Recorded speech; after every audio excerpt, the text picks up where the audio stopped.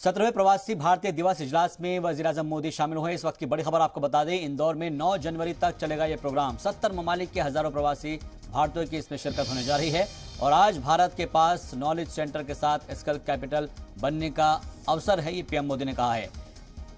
आपको बता दें कि पीएम मोदी ने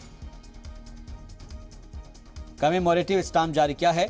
प्रवासी भारतीय सम्मेलन में पीएम मोदी ने कहा है कि हर प्रवासी की ये यात्रा यादगार रहेगी। प्रवासी भारत के सफीर हैं और भारत ने जो ठाना है वो करके दिखाया है। आने वाले दिनों में भारत की ताकत बढ़ेगी।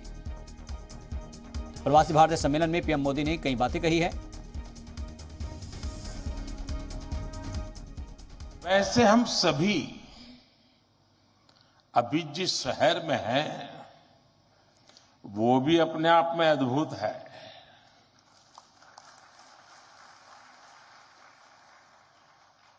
लोग कहते हैं कि इंदौर एक शहर है,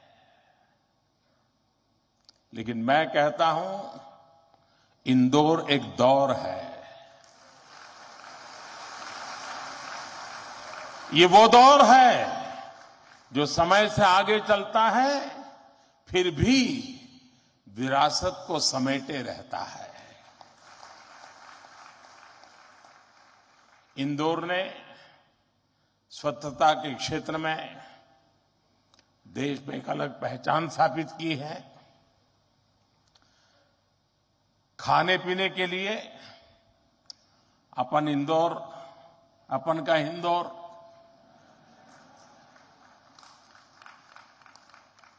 अपन का इंदौर देश ही नहीं पूरी दुनिया में लाजवाब है।